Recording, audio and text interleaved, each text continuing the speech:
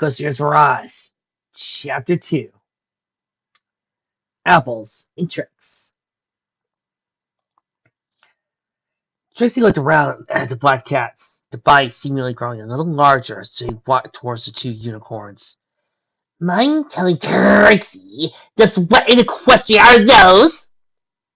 Tracy asked, backed away a little. They're fear cats. They like to feed on one's fears of them to increase their power.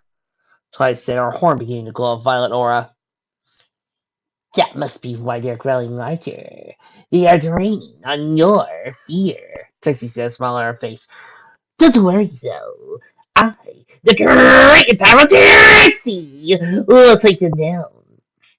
Trixie then caused her horn to glow a bright blue and fired a bullet at a leaping feral cat. The creature stopped immediately and fell to the void below. Twilight looked impressed as he fired an energy bolt at two of the creatures. Wait, why did he stop? Oh, Trixie just made him think that the distance was shorter than it was to come here. He mistook his jump and fell thanks to Trixie's unbelievable illusion magic. Trixie said, throwing a few more illusion spells at the fear cats, making them fall. Cocking her head over her shoulder, Trixie looked at Twilight. But Trixie can hit more than you. What? We're fighting for our lives. You want to turn this into a competition? Twilight yelled, leaping out of the way of a quiet sight. Why, yes. How else is Trixie going to prove that she's better than you? Trixie said. I sounded shocked that Twilight wouldn't want to compete. Fine! If only because I know you'll do it anyway, Twilight said, firing a few more energy blasts at the remaining fear cats. In time, the fight was over, with the remaining fear cats running away and licking their wounds. Panting, Twilight turned to Trixie, who had conjured up a magical scoreboard that said, Twilight Sparkle, 23! The Great and Powerful Trixie! 22,000. Wait, there were only 45 of them. Twilight said, used her magic to grab a few stones here and there and began to line them up. So, Trixie may be off by one or two. What is your point? Trixie asked. Never mind, Twilight said as she lined up the stones and began to conjure her tracking spell. Then he served at the links to a guide to her for her friends. She turned to Trixie. Why are you here, though? Trixie was sent here by her teacher on a quest to save or protect the element bears from some sort of evil creature. Trixie forgot it was you six who are the bears, unfortunately. Trixie said, moving her hat a little and walking up next to Twilight. Your teacher, Twilight, yes. Yes, Trixie got herself one of us studying her with some marvelous feats of magic. Maybe after Trixie is done saving you all, she will introduce her to you. Trixie said, So, what's one of your friends are we going to see first? The redneck, the suicidal daredevil, the crazed maniac, the overdramatic diva, or the timid one? Trixie asked, as she watched Twilight feet a path for them both. Applejack, Twilight says, beginning to walk away from Trixie. The redneck, like her. The rainbow maid Dunderhead would make a far better choice with her speed. Trixie says she followed Twilight. That is true, but Applejack, Twilight moved a few more rocks to get an even path before them, has a way of looking deeper into points, and has enough common sense to see reality from fiction. That's what they're going to need to break from whoever is holding the others in their dream presence. Trixie doesn't think you need. Trixie can do all the work blindfolded, Trixie said with an air of arrogance. Also, her strength could protect you while I'm busy, Twilight said softly to herself. She's thinking about me? Mirage watched the scene play out before her eyes, a little growl coming from her stomach. Oh, hi, how sweet, my little pet. You found a companion that'll keep you company throughout the ordeal. Gives you hope, doesn't it? Said she slowly, scratching over her chair, smirking to show her fangs. But what is this I see? A small, tiny seed of hatred. Let's see what happens when I let it go, and see if I can shatter your hope with the 5 simple words. With that, she disappeared in a puff of smoke, appeared next to Trixie's ear, whispering, What makes her so special? Then went back to her chair to watch the fun before her. You know what? That's right. What on Equestria makes you so special? Trixie asked, her horn flaring up with blue magic. What? Twilight turned to see Trixie glaring at her. You heard, Trixie. What makes you so special that you get so much handed to you on a silver platter? Trixie says he fired a bolt of magic at Twilight, making the purple unicorn jump back. What do you mean? I haven't had anything handed to me, Twilight said, looking shocked. Oh no. You have a royal guard brother. The king the princess is a royal student. It was chosen to bear an ancient relic. Tracy took another shot. This one almost hitting Twilight were enough for her shield. All because of one little incident with a rainbow. How do you know so much about me? Trixie's master told her a lot. It was to help her get a better understanding of you. And now Trixie realizes just how unfair life is and how much of a self-important daughter of a jackal you are! Trixie yelled as she grabbed two large stones from her magic and threw them at Twilight. Moving fast, he got out of the way of the stones and blasted both of them. Okay, first, I had nothing handed to me. Twilight yelled as she summoned the blinding stones to haul down Trixie. I had to work for everything I have! Bull! Trixie screamed as she struggled to dispel the binding. Your brother, Fulsir, and parents were all easy passes to the school. My brother? Fulsir's? They weren't easy passes to the school. I was lucky to get a pass thanks to my mom and dad. Second, I study every day just to make sure to keep my magic at its peak. Twilight says she used more of a magic to keep Trixie down. I'm always worried that I could be expelled at any given moment because I failed to live up to their expectations. Considering that she is a princess, expectations are pretty damn high! So? Trixie yelled as she broke free from the stones and burned some magic. Does he think that there are ponies who had it harder? I had to push myself to get an even inch where I am right now. Trixie had to pray to get a spot in a roll. Then it was taken away from Trixie by you! Trixie yelled as he fired an heresy blast at Twilight, only to have it carried by Twilight's heresy blast. I'm sorry for that, Trixie. Twilight says he released the force of her blast, causing an explosion between the two, blasting them both back. Twilight was the first to wake up. As he looked at Trixie, she began to laugh her butt off. What is so funny? Asked Trixie. Your bait is ridiculous! Twilight says he demonstrated her own bait. Well, so, so does yours! The two sat there for a few minutes, having their butts off about each other. Trixie, what did you mean by taking your spot away from you?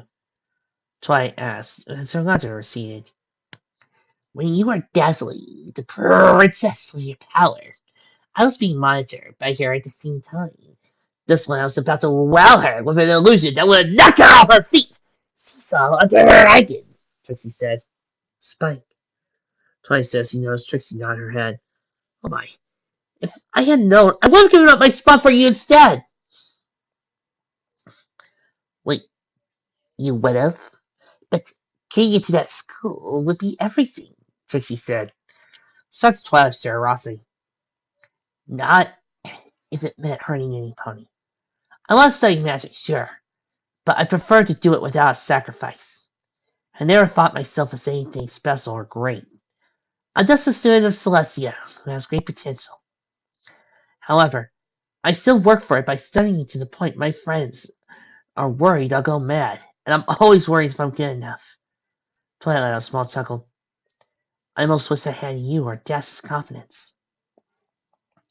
At least I would feel as great as certain ponies think I am. Trixie looked at Twilight, getting up and grabbing her hat. Oh, come now. Trixie should not have a rival who thinks of herself as that special. She will have nothing less than the best to contend with her. Twilight got up soon and put her hoof out, and I wouldn't have any less than the great and powerful Trixie to remind me that you can have a great rival for a great friend. Twilight said, you consider Trixie a friend. You imagine what she has done and how she has resented you for taking her spot. Trixie asked, shocked. Well, yeah, what happened is past. You said you were sorry, and I said I was too. I think we all make mistakes, and I'd like to make it up to you, if you want. Twilight said, still offering her hug. Fine! Trixie accepts you as a rival. Trixie says she hugged Twilight, and maybe a friend as well. Now, let's go see those friends of yours. Twilight nodded as she performed her magic. A sixth string of magic wrapping itself around Trixie Tuff. Okay, so originally I had plans to put in Stand By Me, but at the time I didn't know if I could write lyrics. Then it moved on to when I stopped writing lyrics, and now I do write lyrics. So, just for the special live read, I'm putting the song back! Take it, girls! Bum bum bum bum da da da dum bum bum bum bum ba ba bum bum. When the night has come and the land is dark and the moon is the only light we'll see. No, I won't be afraid. No, I won't be afraid. Just as long as you stand by me. So Trixie, Trixie, stand by me. Oh, stand by me. Oh, stand by me. Stand by me. If the sky that we look upon should tumble and fall, or the mountains should crumble to the sea, I won't cry. You won't cry? No. Trixie won't shed a tear just as long as you stand by Trixie. And Twilight, Twilight, stand by Trixie. Oh, stand by Trixie. Stand now, stand by Trixie. Oh, darling, darling, stand by me. Oh, stand by Trixie. Oh, stand now by me. Stand by Trixie. Stand by me. Whenever you're in trouble, just you stand by me. Oh, Rose, you stand by me. Stand by me. I think we're almost there, Twilight shouted, as they neared a glowing orange shell. As he approached it, he saw inside casing an orange pony resting with her hooves in a prey position. Applejack! Hang on! We're coming! Twilight yelled into the case, hoping her friend could hear her. Trixie walked to the eggshell-like casing, judging her heart not ready for the spell. Okay, Twilight. Trixie's gonna electrocute you to Applejack's mind and send you into her dream world. What's there? Trixie's here to warn you. You may see things that won't make sense. That, you won't be able to touch it directly for a bit. She may be too deep into the dream to tell what is real anymore. You'll have to find a way to communicate with her in another way. Why aren't you coming? Twilight asked as she looked behind her. Saw some fear cats moving. Concentrating, she formed a shield spell to protect them both for a bit. Your friend doesn't like Trixie, so anything coming from me would be dismissed, or worse, she'll actively attack Trixie. You want to risk that? Okay, I want the shield to hold for 10 minutes. Take your time. Time passes by driftily in the dream world, so you won't have to worry about being too late. Trixie says she completed the spell and sent Twilight's mind to Applejack. Twilight opened her mind as the spell completed, taking a good look around her surroundings.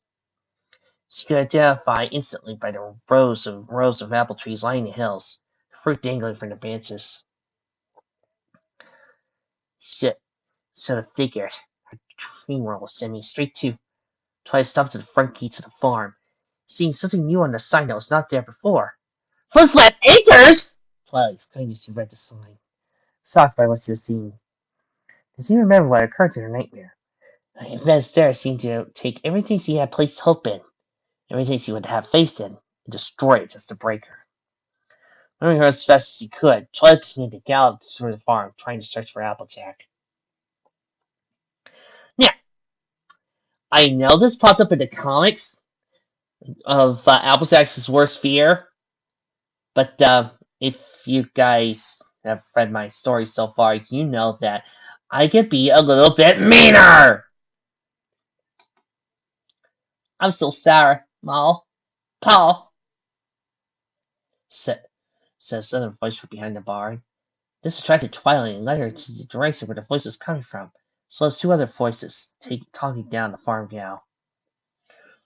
You seem a bit sorry, young lady. Your pride ruined everything I sacrificed myself for. Ruined the apple name, killed your grandma. Not to mention ruining Apple Bloom's life. I thought you loved her, but now I can see you as just an extra hand. Me and Pa should know better than to leave her in your house. Amira said, walking to the back of the barn. Twilight took a step back in shock. I don't believe it. Mirage, you bitch! Twilight says he somewhat was talking down to the farmer. Applejack's parents. Their bodies now rotting. Holes in their flesh so bone was visible. Parts of their ears were missing. The father was in worse shape thanks to the additional spear and knife wounds. Don't worry, Abigail. We'll make sure your sister will have a good home, far away from you, said the father, voice distorted almost to Mike. No, please, don't take her away, pal! She's all I've got! Applejack said, head on the ground while tears streaked down her face. And risk you ruining her even more than you have? Risk your influence to destroy her life like you lost this phone? Never. We'll not let our little apple bloom suffer being homelessness and useless all her life. To allow her to be ruined by your stubbornness, your stupidity, your inability to help her when she needs it, said the mother, cold eyes looking deep into Applejack's soul. Applejack, that isn't true! Twilight put a huff over her mouth as the words came out. She knew she couldn't say anything to her friend, no matter how hard she tried. Since you remember what Tracy said, she may not be able to communicate with Applejack directly. The dream could be affecting her that much. How could I get through to her? How? Twilight began to think of indirect methods she could use. Anything would be good at this point. Her eyes drifted to the fallen Stetson that lay next to Applejack, and a smirk came to her lips. Furthermore, little Applejack, all I have to say is... The father was about to finish his insult when he was interrupted by his own voice coming from a fallen hat. No matter what happens, my little AJ, I'll always be proud of you. Don't forget that. Bright Max said as he nuzzled his daughter. You'll take care of everything I have for me. It's very important. Applejack raised her head at the sound of that voice, down the hat. She saw herself as a young filly, waving goodbye to her father as he walked away from her one last time. What? Memory changed to a few months later as a tearful Applejack was held by a pregnant mare. There. It's gonna be all right, Applejack, said Pear Butter. I'm sorry about the poor Mal. I was just trying to help her suffer so you wouldn't strain yourself and the baby. You should have asked for Big Mac to help you. He wasn't too busy. I'll swear, you. Gallatin wiped a tear from Applejack's eye, kissed her forehead. Look way too much on yourself.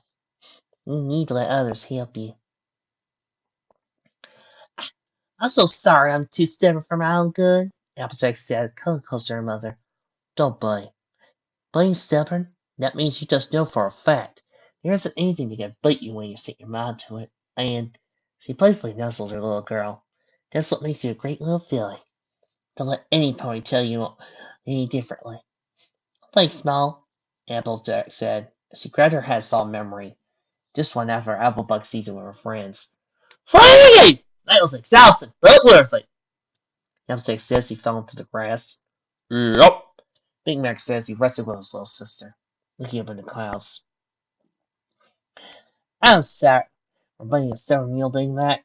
Just really show how well I could handle the farm, like Paul did. Thought came to her mind. Big Mac, do you think Mom and Paul are proud of what handle things so far?